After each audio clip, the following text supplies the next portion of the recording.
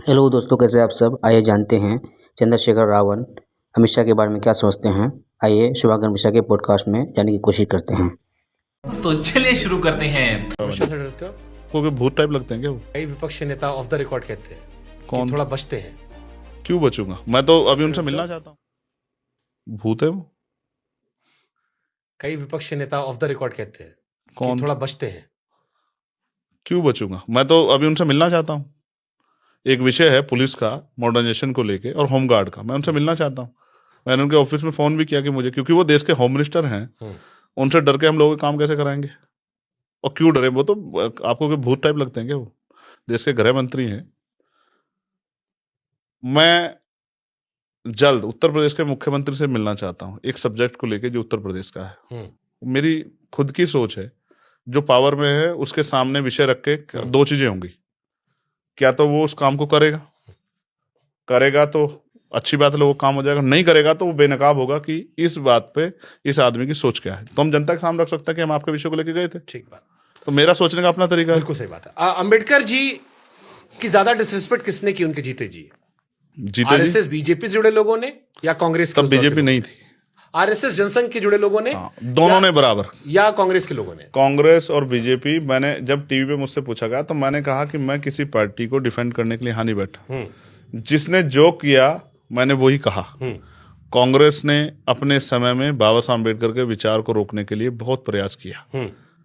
जिस annihilation of cast की बात बाबा साहब करते हैं, जिसका मैंने आपको कहा कि मैं बिल लेके आने की बात कर रहा हूँ, उस पे वो कभी कांग्रेस के एजेंडे में नहीं रहा। क्योंकि वो भी वर्ण व्यवस्था को, और इवन गांधी जी भी और नेहरू जी भी वर्ण व्यवस्था को, जाति व्यवस्था को स्वीकार करते हैं। ठीक है। तो उनके कार्यकाल में कई ऐसी चीजें हुई हैं जब वो कांग्रेस से लड़ रहे थे। तो इसलिए मैं ये कह दूं कि कांग्रेस बहुत दूध की धुली हुई, तो ये तो सच नहीं है। कांग्रेस ने भी अपनी तरफ से बहुत अवसरों पे बाबा साहब अम्बेडकर को रोकने का, गिराने का प्रयास किया, लेकिन उनमें काबिलियत इतनी थी कि कांग्रेस उनसे ज्यादा दिन दूरी बना के नहीं रख पाई। ये एक हमने आपके लिए मंगाया, यस या नो। आपको जो सही लगेगा उसको पकड़िए आप। अच्छा, जो आपको सही लगेगा वो दिखा दीजिए। अगर सही ना लगे तो इसको ऐसे रखना। हाँ, नीचे रख सकते। ठीक, ठीक है। पंडित नेहरू राजीव जी को भारत रत्न अंबेडकर जी से पहले देना सही था या गलत था? बाबा साहब को पहले मिलना चाहिए था। तो गलत था या सही था? यस या नो? गलत था तो यस है, उठाना पड़ेगा आपको। मैं कंफ्यूजन ना हो जाऊं इसमें, तो मुझे एक स्पष्ट कर दो आपका सवाल। हाँ, तो यही बाबा साहब को पहले देना चाहिए था, तो यानी कि आपको यस दिखाना पड़ेगा। ठीक है। हाँ, यही कभी आंसर के साथ वो हो जाए, खेल हो जाए। ठीक है। रिजर्वेशन इंडिया से कभी खत्म होगा आरक्षण? यस या नो? जब तक सामाजिक गैर बराबरी रहेगी, जब तक लोग आर्थिक रूप से बराबर नहीं होंगे, तब तक। और वैसे बीजेपी तो खत्म करने का प्रयास कर ही रही है। ठीक है। इस देश में बच्चे दो ही अच्छे, हर जात हर धर्म को? यस या नो? अब आरएसएस के बड़े नेता कह रहे हैं कि साहब ज्यादा बच्चे पैदा करो। मैं आपका पूछ रहा हूं महाराज। मैं सोच नहीं। अच्छा, मैं एक चीज इस पे, मेरी एक बात निकल के आ गई। हाँ, आप हिंदू धर्म पे चर्चा कर रहे थे, मुझे बताओ देश की टोटल आबादी क्या है? 140 करोड़ के आसपास। Very good. इस पे आपको 10 में से 10 मार्क मिल सकते हैं। मेरे उसमें मेरा योगदान नहीं है लेकिन अभी। ठीक। नहीं, आप भी उसमें इंक्लूड होते हो, मतलब आगे का योगदान नहीं है। हाँ, ठीक है। इसमें मुसलमान कितने हैं? 15 से 18% होंगे शायद। ठीक है। सिख कितने? मैं डेटा लेके तो नहीं बैठा हूं। आइडिया, चलो इतना रिसर्च करते हैं। हाँ। तो ओवरऑल कितने परसेंट होंगे अल्पसंख्यक जिनको कहते हैं, जिसमें मुसलमान हैं, जैन हैं, सिख हैं? एक तो मुसलमान इस देश में अल्पसंख्यक नहीं हो सकते। नहीं, मैंने इसलिए मैंने कहा कि इसमें मुसलमान हैं। हाँ। अब ये इसमें आता है ना, इसलिए मैं आपसे कह रहा हूँ। मुसलमान हैं जिसमें जैन है, सिख हैं, बौद्ध हैं, ईसाई हैं, पारसी। हाँ, कितने टोटल कितने परसेंट होंगे? मतलब सब मिला लो, बाकी सब तो 10% तो सारा निपटाता होगा।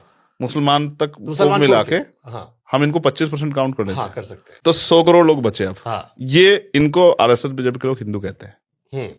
इसमें तो कोई शक नहीं। नहीं, इसमें अपर कास्ट भी है, इसमें आदिवासी भी है, इसमें बैकवर्ड भी है, आप भी हो, मैं भी हूँ। ठीक है।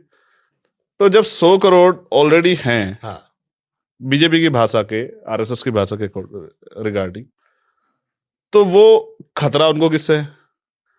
और वो अगर मोहन भागवत जी सभी को हिंदू मानते हैं, तो वो ये क्यों कह रहे हैं कि मैं ज्यादा बच्चे पैदा करूं जब ऑलरेडी 100 करोड़ है? मोहन भागवत को इंटरव्यू हो ही नहीं था यहाँ पे। मैं एक मिनट सुन लो ना। आपने उनसे रिलेटेड मुझसे बहुत सारे सवाल पूछे। हाँ। मैं ये बात इसलिए बता रहा हूँ, आरएसएस और बीजेपी सिर्फ अपर कास्ट के लोगों को हिंदू मानती है। क्योंकि जब ये लोग अपने अधिकारों के लिए बैकवर्ड और आदिवासी शेड्यूल कास्ट सड़कों पे आते हैं तो फिर वो इनको शेड्यूल कास्ट, बैकवर्ड और आदिवासी कह के ही फिर इनको लट से पीटने का काम करते हैं। इसलिए मैं आपसे ये बता रहा था मेरे भाई कि अगर वो सबको हिंदू मानते तो जब ऑलरेडी 100 करोड़ है तो फिर ज्यादा बच्चे पैदा करने में किसको कह रहे थे। इसलिए मैं आपसे कह रहा हूं कि जनसंख्या एक बड़ा विषय है। और मैंने फिर कहा, आप कोई भी, जैसे कानून है हमारे यहाँ कि भाई हेलमेट सबको लगाना है, लेकिन हम लगाते क्यों कि जेब ना कट जाए।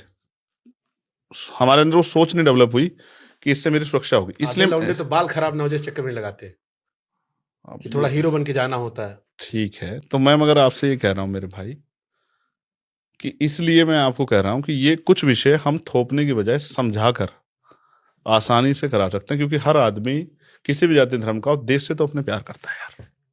ट्रू। ठीक है, तो दो हो एक हो, और चाइना की तरह अगर कुछ साल के लिए रोक भी लग जाए चीजें संभालने के लिए, तो मगर देश की सरकार में जो बैठे वो तो कह रहे हैं बच्चे ज्यादा पैदा करो। अब उनको संभालो, किस तरह समझाओ कि इस तरह के बयान मत दे, उनके प्रशंसक ज्यादा बच्चे पैदा करने पड़ेंगे लगेंगे तो इससे फिर आबादी और बढ़ेगी। ठीक है।